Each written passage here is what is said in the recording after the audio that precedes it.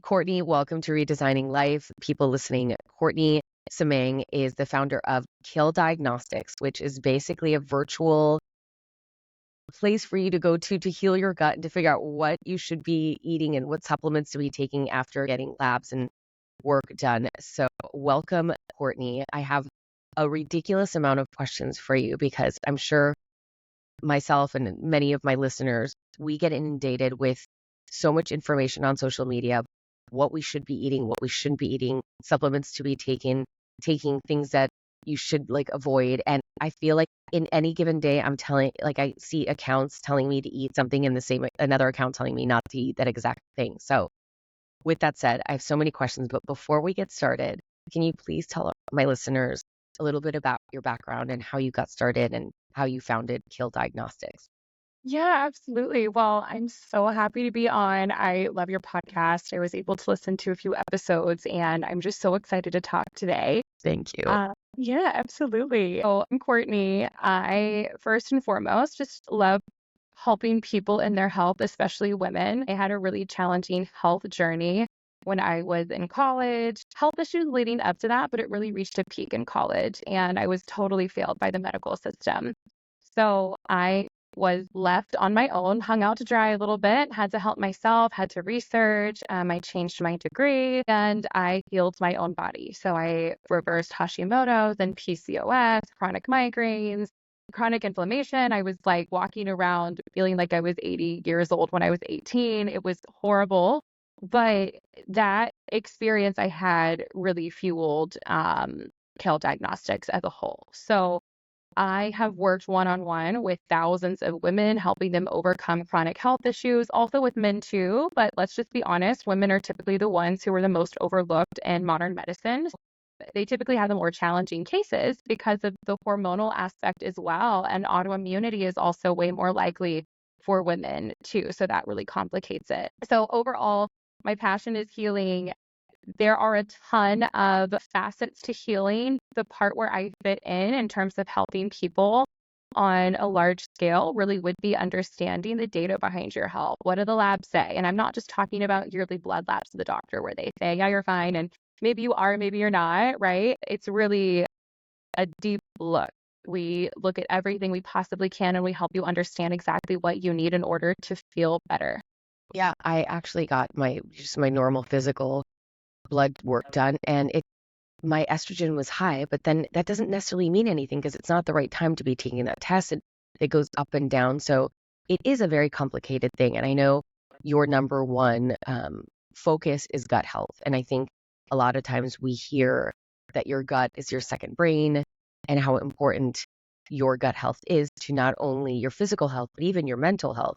But I don't think, even though I think I'm pretty well versed in health topics, I still don't know what that means.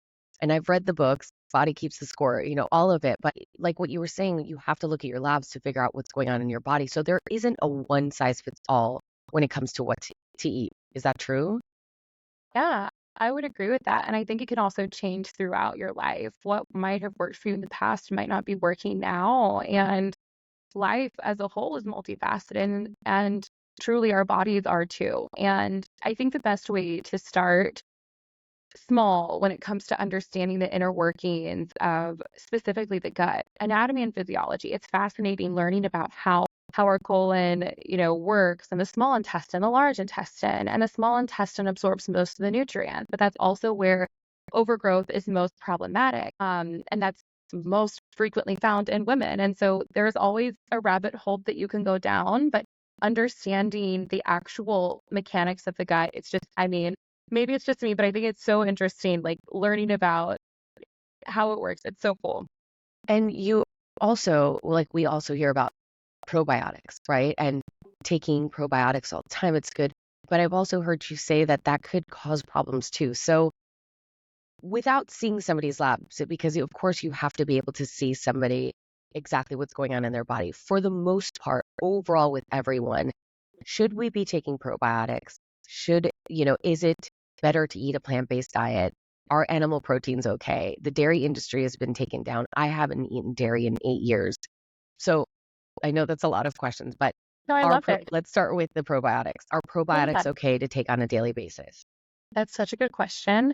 So I think that over the next 20 years, there's going to be more information and content and experts who are talking about how we've overused probiotics. And I would not have said that when I first started in this realm because I was young and I was so excited about the fact that you can introduce these compounds into the gut and it's easy and it's not that expensive and it can help. What? Like that's amazing.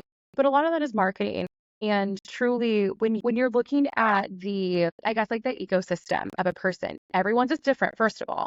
And you have to remember that probiotics are living organisms.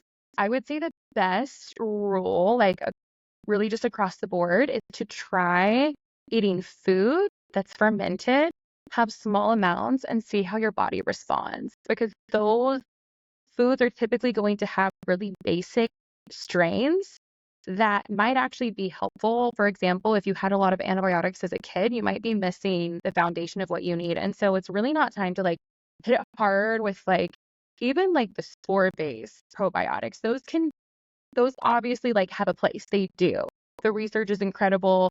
There's a place. They're not bad, but they're also not across the board good. So I Right. would say start small with food, monitor your responses, and then if you feel like you still need help, run a stool test, and that can help us see your commensal bacteria, which is neutral and good, and it can also help us see pathogenic. So yeah, So fermented foods like sauerkraut, even, yeah. or is it okay to eat tempeh? Yeah, that's a Okay. good one. I would say that what also might be easier for a lot of people who might not have a taste for it is even having like high quality pickles. Like I'm not talking about what you would usually just get like at the store. I'm talking about like what they usually have at a place like Whole Foods where, Okay, like what's it your has the pickle? Like, brine and what's your favorite pickle person or pickle gosh, company? Grillos. Oh my gosh, Okay. shout out to Grillos. They're so good. I'm ready to go. Um, such a big fan. They have one thing that's called the pickle de gallo. It's like a pico de gallo with pickles. It's good. Um, Okay, so but that's easy. yeah, it's easy. Most people like that. So it's also not going to like scare a person away. One of the first foods I introduced for my daughter, she's a toddler, are pickled carrots. And she loved those as a baby. So it's like we can start young, we can help Yeah. our kids, we can eat that on the go. Like that's actually pretty good with like a hard boiled egg and like Okay, so eggs avocado are oil okay. chips. Okay, because now you said eggs, and Not for I've heard everyone, not for everyone. God, There's because time and a place. do you know who I know. Dr. Amen is? Yeah. Okay, like he says eggs are horrible. He also says stevia is great. I've heard now I hear you say to Yeah. eat eggs, and you told me stevia is not great. So eggs are not okay for everyone. Why? So a lot of people have egg allergies, and so that inflammatory response is the number one issue that I see with eggs. And so if your body is responding through trying to heal itself when you introduce these egg proteins, yeah, of course eggs aren't for you. But we Okay, have to give look a me little something that deeper. if eggs aren't for me, Yeah. what would happen to my body? How would I feel? Usually, so like inflammation, usually you have like an underlying issue, like maybe like early stage rheumatoid arthritis. Like, have you ever done a Pronovo scan? No. Okay, so that's how I found out that I have like the very, very, very start of like arthritis in my neck. I am so convinced that that started happening when I was in middle school, because I had a lot of pain then, and these chronic health issues in women, especially, it takes like decades for them to really take their full form. But if you're really in tune with your body, you'll usually be able to see that something's off. And for a lot of women, they have pain in their joints or in their muscles.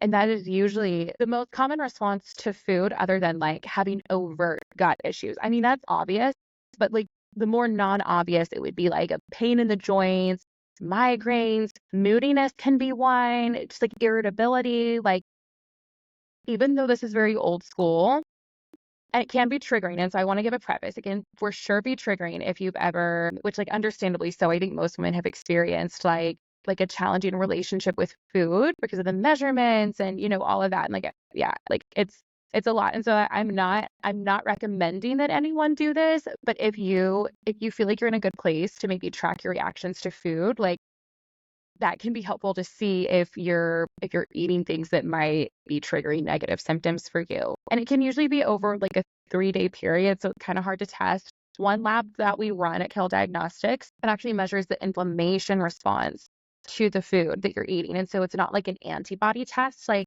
anything else you could order online, like Everlywell, for example, huge company.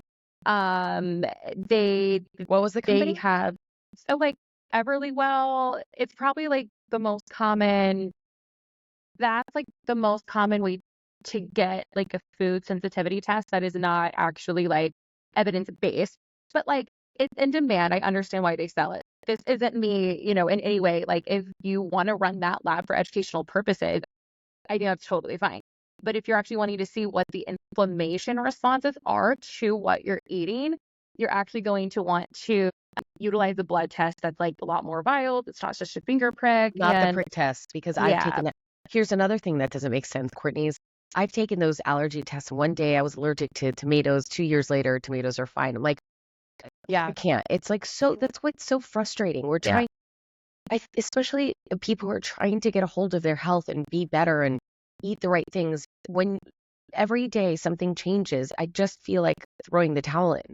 And I'm sure your clients feel the same way. They do. It's overwhelming, and no one is making it easy or balanced or even, honestly, even possible to conceptualize. Like, if you want to understand any topic, you're going to have some solid principles. And the issue is that everyone is, for the most part, most people are operating on a matter of opinion, and they're being really like hyper reactive, and they get on, which I mean, I'm sure I've also been on my soapbox. I feel like anyone who like has a voice and is like out there and they're like willing to just like be heard and talk and whatever, like, yeah, like we all are like on there at a point. But I feel like the main thing I've emphasized with my following and with those who come to Kale Diagnostics for, really understanding what they need to do long term, it's kind of like a multi-step process. So they first need to know that like your body has specific needs, and we have to be an investigator through labs, and we have to see where your imbalances are. Then we need to take the path of least resistance when it comes to food. This does not mean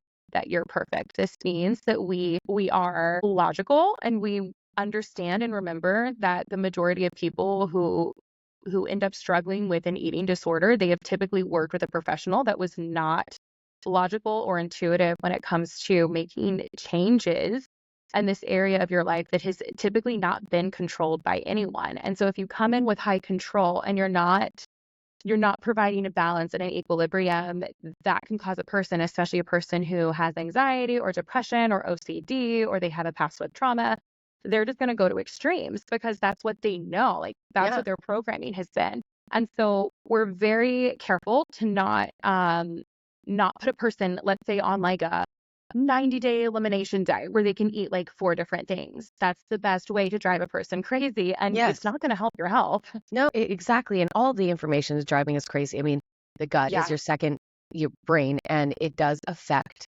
your mood, and completely believe that. But I was a pretty strict plant-based person for many years. And then I have fallen to the same thing that I'm sure a lot of people my age are in perimenopause, and I'm following all these accounts, these like women that they start lifting weights and they look amazing and they're like protein, protein, protein. Yeah. So I started eating animal protein, organic animal protein, but I don't even know if that's right. I don't necessarily feel better, but I feel like at my age I need to be eating that. But I haven't introduced dairy because I know that doesn't work for me. How do Yeah. you feel about dairy as a nutritionist? Yeah. So the way I feel about dairy is that in the US, especially, I think it's processed in the wrong way. I'm not like a spokesperson for raw milk. That's not what I'm saying. I think that's another extreme, and a lot of people can become very ill from it because you don't know what the farms are doing. You don't, yeah. I mean, like I could talk about the others and everything, but I'm gonna like Skip that's it. nasty. That's nasty. Yeah.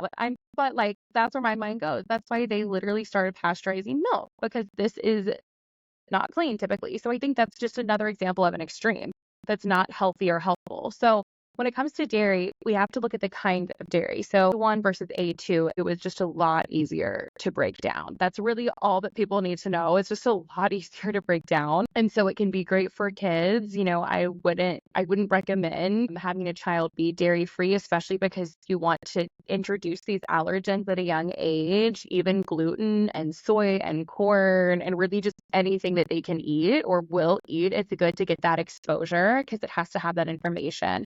The body has to have that information, or else you run the risk of rejection later on.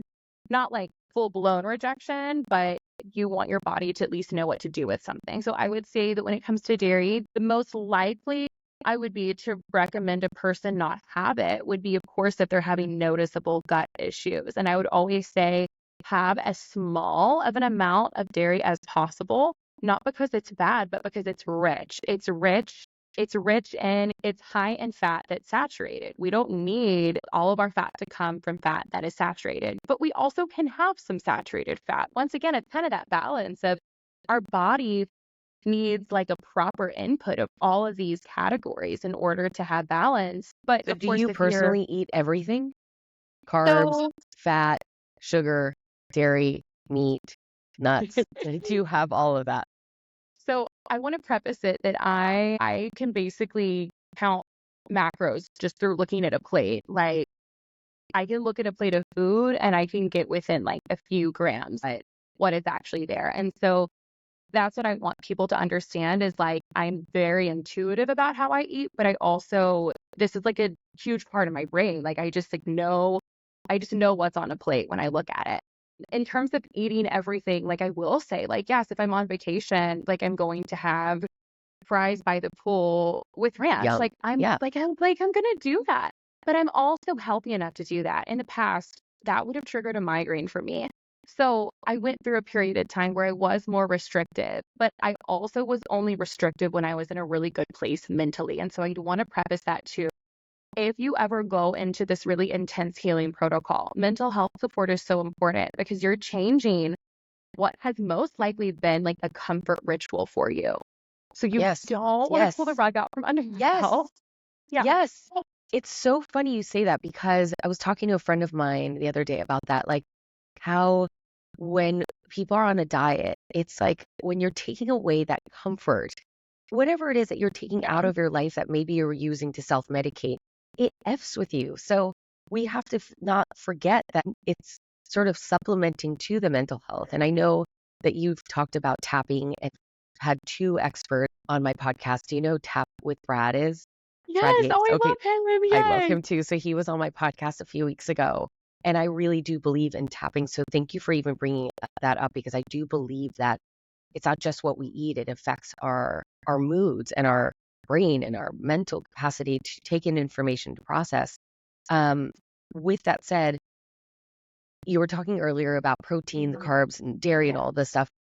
How do you feel about carbs and sugar and people are being like eliminate sugar, no salt, but now then people are saying salt's not the problem. It's like, Mm, what where do we go from here? Is it just about yeah. balance, or is there an actual culprit or an enemy that we eat Mm. that we're constantly have in our diet that's causing a lot of havoc? That's such a good question.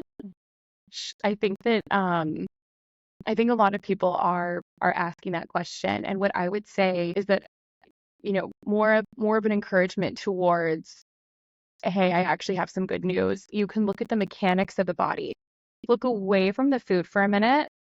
Like look away from the fuel. Like, yes, we need to understand what that is, and we'll talk about that. But the mechanics of the body intakes information, receives compounds. And so everything ultimately is at its molecular form. So whether you're eating protein or carbs, these are just molecules. And so these molecules enter into the body.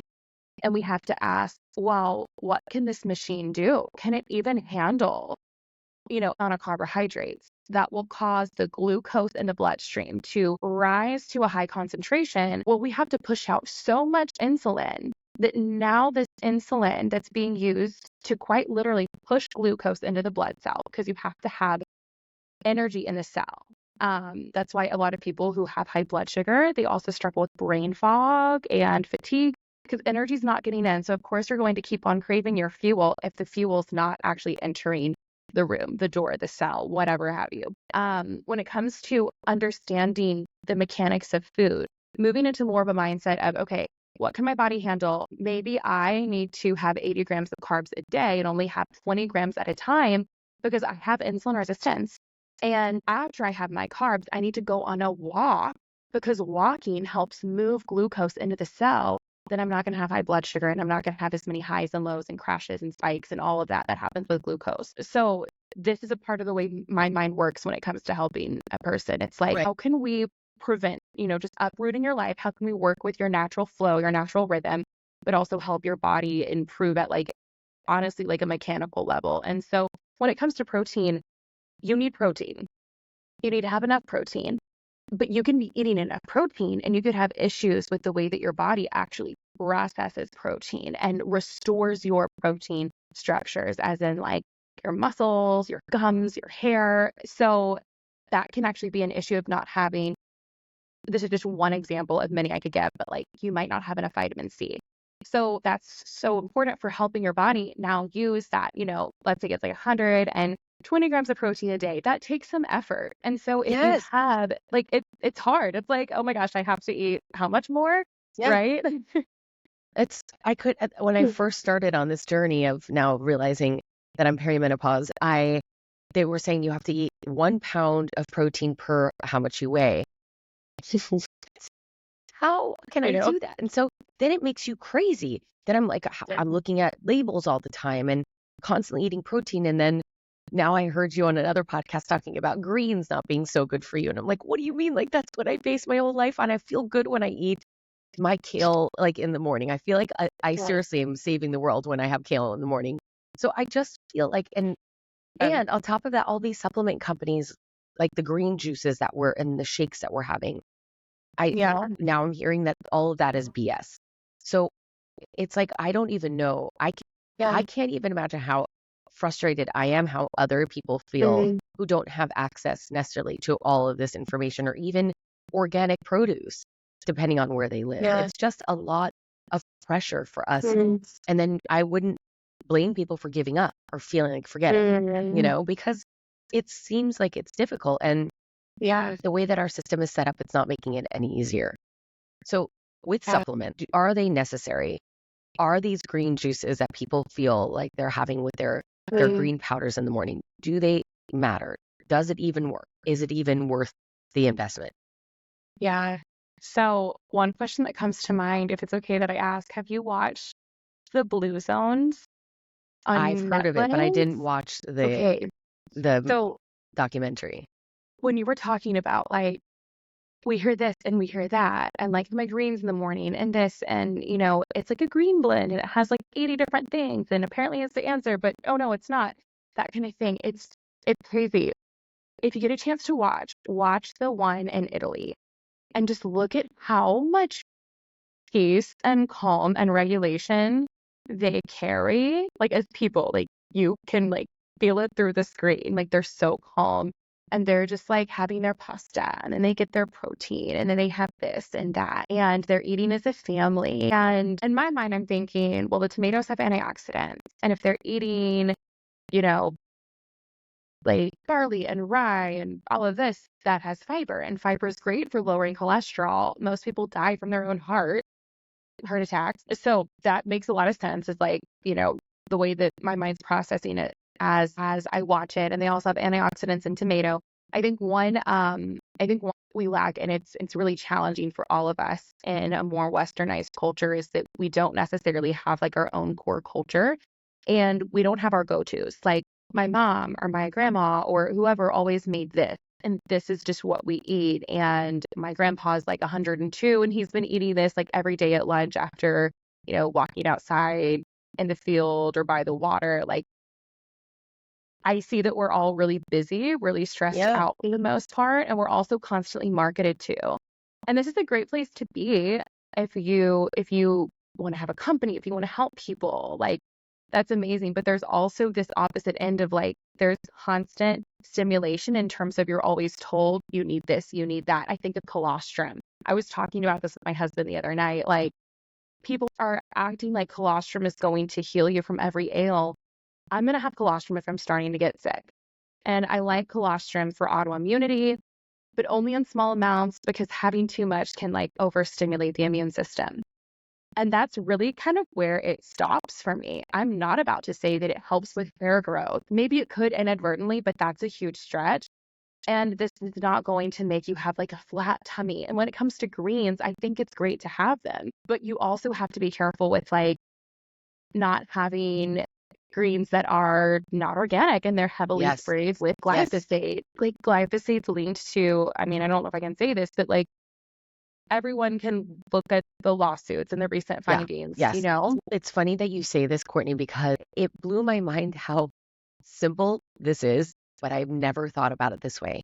I was listening to a podcast and they were saying, we all go out to eat and we order salads and we go, okay, this is the right choice, the salad. If it's not organic, it's actually probably one of the worst things you could order if it is sprayed with Yeah. all these pesticides because that's what you're eating. I've never thought about that before. I just always thought greens, raw greens were always the way to go. And now it's like, now I'm even more like, God, what am I going to order? Just give me bread and water because it's frustrating. But wait, You the know, supplements, do you take yeah. supplements daily? Yeah, I do. But I also use brands that are like heavily tested, they're very reliable, and I use them for specific things that I'm trying to adjust in the body. And so I always look at my lab testing before I take something. So So you don't take only, like you don't always recommend that everybody take this multivitamin. no, Okay. no. I would say like if you're wanting to conceive or you're pregnant, like a multivitamin makes sense. And maybe if you're older, but also like if you run into issues with like your specific needs, like especially with women, there's a tricky thing with calcium. Like if you have calcification, like on the bones, on the joints, you don't necessarily want to be taking like inorganic calcium, which would be through like a supplement. So my philosophy on supplements, I love that they are an option and I recommend using them under a very skilled eye. And the majority of clients we have who come to Kale Diagnostics, they've been given a list of 25 different things to take. This is kind of like modern or like more so like integrative allopathy. Like allopathy is like Western medicine. It's like, oh, high cholesterol, here's the statin. You have cramps, here's the birth control pill. Migraine, like Imitrex, you know. Yeah. So that is not actually going to get to the root. And so a lot of people are using these things to treat issues that need to be investigated. And I fear a lot of people are going to overlook chronic health issues that need like major examination because they think that like a pill that promises to help you not be bloated is going to be the answer. But what if they have precancerous growths? I'm not Right. trying to bring the vibe No, down, but but you're like right. You're it's absolutely important. right. Yeah. I also know like Ozempic. It's, I mean, everyone's talking Yeah. about Ozempic. And now there's new doctors, naturopathic doctors that are saying microdosing of Ozempic is a Yeah. good thing for women. So it's like, how does that play in our gut health? Yeah. So Ozempic is going to cause the like emptying of the stomach to be delayed, meaning that you won't be as hungry. The main like thing that's happening with people when they lose weight is that they're just not eating as much. So there's like a lot of jokes, a lot of memes. Like I ate my one peanut a day on Ozempic, you know.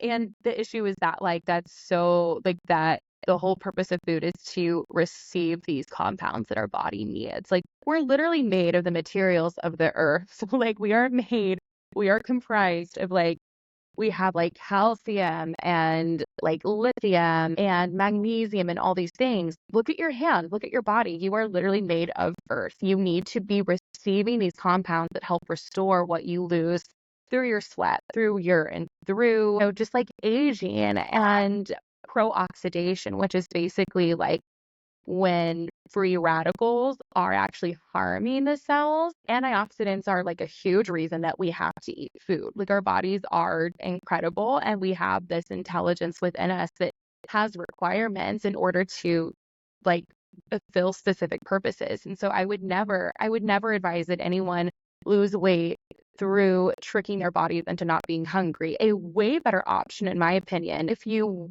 have to go Western, which there's a time and a place for medication. Like 100%, you just want to be careful and safe and know what the risks are. Like it's all about informed awareness of like what you're using and what it can do. And if you want to make that choice, like I'm literally right there with you and I fully support you in general. A way better option, I think, than Ozempic can actually be metformin, which is a classic medication. It's very low risk. it can cause issues with the stomach in higher amounts, but that is a way better option that actually is proven to reduce the likelihood of Alzheimer's and even specific types of cancer. I was actually put These on are, metformin a few yeah. years ago because in one of the tests that I took, they found that I had basically Alzheimer's, both genes, which is really rare. But I took the muscle. This is why it's so frustrating. I also took a muscle test with the metformin, and it tested that it wasn't good for my body. Okay, so muscle test, do you believe Oh my in that? gosh. Muscle testing? No. You don't There's believe it? no I believe that our bodies are made up of like molecules of energy, and we can have a draw and we can be repelled by something. Like I am the last person to ever question anything metaphysical, spiritual. That is, and I think it's more real than this reality that we like live our everyday life within. But muscle testing is not what I would choose or Okay. recommend at So for all. those who are listening, I Just went wanted to to an preface. allergist who did it. Muscle testing is basically where you put something on near your heart, your chest, and the practitioner, you could do it to yourself to test how your strength goes up and down. It sounds crazy, but what I did Yeah. see is a difference. Whatever I was holding, I did see a difference in my Yeah. strength. So some allergists believe that if your strength, your arm strength goes down, that it's not a good thing for your body. So this is why if I feel like I'm going crazy, I I could know. imagine my listeners are. Then I stopped taking metformin Yeah. and I never took it again. So I'm just like, I feel like, again, we're Weird. just getting different answers from different people, and it True. could be really frustrating because I think we all Yeah. just want to be healthy. But let me Yeah. just go back to greens. So you're Yeah. saying, because I've heard you sometimes Yeah. saying that greens can cause havoc in the gut system. And if that's true, Yeah. um, are there some greens that cause more problems than others? Do you Mm, recommend zero greens? Obviously not. Like it's okay to mhm. have organic Yeah, greens, totally. right? Totally, totally. So it's really more about how they're cooked. So raw grains can be really aggressive and really fibrous and like especially not typically, especially the women who have IBS or IBD, that can just push them over the edge and they might not even notice the correlation. They know that if they have ice cream, like they're not going to feel great, but they might not realize that like if they grab a salad, that also can contribute to the cramping or the bloating. This is another area where it's really helpful to like know the science behind it. So FODMAP, FODMAPS. I could like explain what they all are, but I will give you an example of one. O and FODMAP is oligosaccharides. And so oligosaccharides are a prebiotic fiber that are found in various foods. So like it's kind of the naked eye when you look through like what FODMAPs are. You're like, wait, mangoes and raspberries and you know, that's weird. I didn't like expect that. But then like there's not a lot in strawberries, for example. So they can only be found in carbohydrates. This is why a lot of people who are not as nutrition Wait, are FODMAPs informed, good or not? You have to they're talk to me like I'm good. a 5-year-old. That's a good question. Thank you. FODMAPs are not good or bad. They can be triggering if you have overgrowth because they feed bacteria. Got it. But they're great if you have a healthy and balanced gut. So we have Okay. clients who like have overgrowth. They come to us, they're like, I'm eating healthy and I'm having issues. What's going on? And usually they've been put on like a godforsaken candida cleanse from a naturopath. Candida. Literally like I just got a cleanse in the mail and I still haven't taken it because now I hear that people, it's like, I can't take it anymore. oh my So gosh. yes, because now like apparently everyone's walking around with candida. Is a candida cleanse a good thing or no?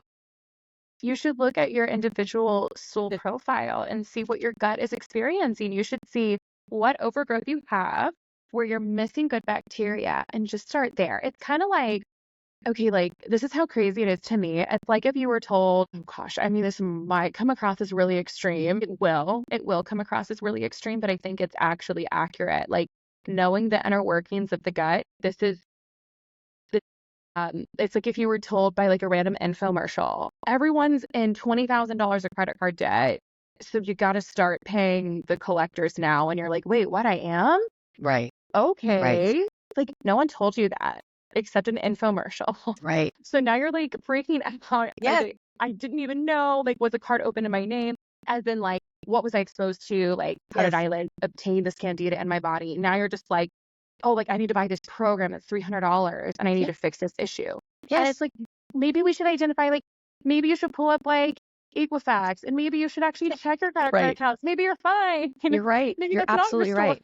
story. I am the worst because I do fall for the just buy this cleanse and you'll be I fine. get Then it. here's the worst I part. totally Then get I'll it. go buy this stupid Candida cleanse and then not take it. And I'm like, what am I doing? I feel like the intuition at times can be like, wait, like I thought I was gonna do this, but I just have this resistance. And I think resistance at times can be our body's way of kind of like wanting to protect us and Yes. maybe like use that logical part of our minds that we have to like really understand like what exact action step we need. I would say like everyone has candida, but they have a small amount. Everyone has a small amount of like strep and staph and H. pylori, and we have a little bit of everything in our bodies for the most part. Even parasites, we have parasites in our body that actually serve a purpose and they keep the balance. I know it's like scary to think about until you reach a place of acceptance. I was like very paranoid for a long time. I started my health journey when I was 18, and I'm 28 now. So it's been 10 years. I've had a long time to get used to this stuff. And so also at the time I was listening to these podcasts that were like, you have to do a candida cleanse. What did I do? I did a candida cleanse. Like I did it And a all. parasite cleanse. Yeah. Yes, I literally did it all. I read this crazy book that was like, you can't stay in hotels because you have to rinse out your water cups. And if you breathe in with the air ducts, you will breathe in parasite eggs. And I was basically like, not Never like a leaving the house. hypochondriac by nature, but like, yeah. And yeah, but it's not intelligent. And I But we feel like, can't live like that. Even you I were saying know. about the blue zones in Italy. Yeah. Like that Yeah. sounds fantastic. But I Yeah, but don't that's, live in Italy, okay? I I know. live in Los Angeles, which is like the most frustrating, I think, place almost in the country because it's wellness, but like it's kind of vain. And so, yeah, it sounds great that I could eat pasta with my family Yeah. at 5 and Yeah. But siesta. it's like, that's That's not not my here. life. Yeah, like I can't live in Italy here right now, especially. So, I yes, it's know. about finding balance. I think it's Yeah. about finding balance in the way that we Yeah. live right now. And we're all Yes. doing our best, but I guess at the end of the day, it's getting tested is probably Yeah. what everyone needs to do, but also frustrating because a lot of our healthcare, we don't I cover it. know. And like these out of pocket expenses are through the roof, and most people can't manage that. I totally agree. That is one thing. So I was connected to a few of the higher ups in the health insurance industry. Um, these guys have been like on Wall Street. They've had huge groups with like Nike's one of them, with like all the employees, work with like Blue Cross Blue Shield, Aetna, and they are so incredibly outspoken about how like the health insurance industry is rigged. Their words, not mine. They say like it's literally a highway robbery. Like what is happening in insurance and in the medical system, everyone's lying. This is horrible, and I am so worried about the future. Like they have kids, they have grandkids, and they're literally like they're like older men and they are putting all their efforts towards like exposing the corruption. And It's I've just met, frustrating. It's yeah, scary. For it's crazy. And Yeah. I do see a rise in all of these at-home testings for Yeah. women with hormones and what you do, and yours Yeah. it's virtual too. So I know that there's probably different tiers and different lab tests, but for the most part, Yeah. if my listeners want to look into Kale Diagnostics, what is the cost for a Mm. basic testing that you do? Yeah. So what we do is offer yearly packages and you're able to pay in installments, HSA. I would say like compared to what we give and what we provide and what we help you with long term, it's one of the most affordable options you could ever find in the functional medicine space. And that has been a goal for a long time. And because we've helped a ton of people, we're now able to do that, which is honestly, a huge gift to be able to give people. So it's very affordable. In terms of the yearly, like what you're looking at over the course of a year, like the average person with the package they choose, it's going to be about like 200, maybe 300 a month if you want more support, closer to that 400 range. So a lot less than health insurance, a lot more helpful in a lot of ways, especially if you're wanting to be more about prevention. But in terms of what you get, you are meeting with a doctor. So a naturopathic physician, a licensed naturopathic physician, registered dietitian, functional nutritionist, and we're viewing your labs from a perspective of your biology, your extensive health and tick form, family health history. We have found precancerous growths with clients. We've helped clients who have been like right on the verge of using IVF because they haven't been able to ovulate on their own, and boom, we're able to help them. Of course, modern medicine interventions are needed at times, but we're able to reduce that, and that can save people thousands and thousands and thousands. And also, like, pain and suffering, I would say too, it can just help overall with your quality of life. I have a friend of mine whose mom would always tell him when he would spend money on gym memberships and whatever, and sometimes it was expensive, he would stress out about it. His mom would say, that's an investment in your future. That is an investment in your health, is the best investment you could make. So I know it sounds like a lot to people, but are you able to also help with if somebody needs it, hormone replacement therapy, peptides, things like that? Do you also offer that service? Yeah, we're able to do that. That's not our first line of approach, especially like I mentioned earlier. I think I mentioned this, like with the Dutch test. If we see that your estrogen is only slacking a little bit, we're actually going to try to raise that on its own first. This example applies to those who are like premenopausal and maybe they're like noticing some spotting, or they're like kind of getting closer and closer and they're like having only like a few cycles a year. Okay. Well, we want to actually help bring your cycle back, because the longer that your body can actually be producing its own hormones, the better you're going to feel. I would say, like, the better you're going to look if you're coming from like an aesthetic perspective too, and the less risk you have from the like bioidentical hormone replacements. There's a fine line. I think there's a time and a place for hormone replacement.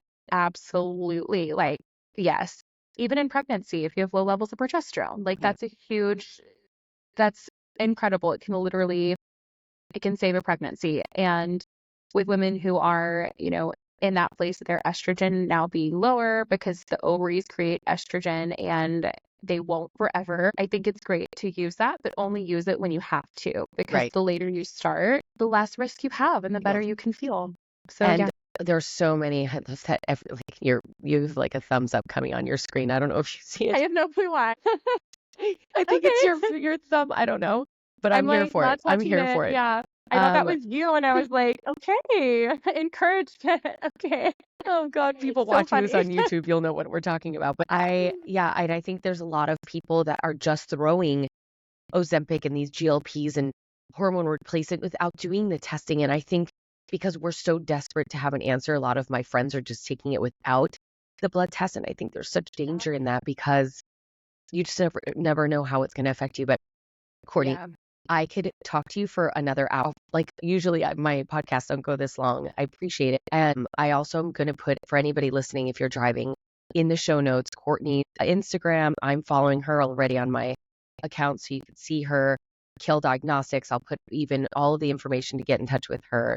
Thank you so much for trying to bring light into such a complicated topic. And I know there's not a one, size fits all, and I understand that, but I feel like we're all just trying to find answers. And so any information is always beneficial. Thank you so much for your time today. Yes, thank you for having me on. It was so great to chat. And thank you for all that you're doing to help people. Thank you. Don't hang up yet. Okay.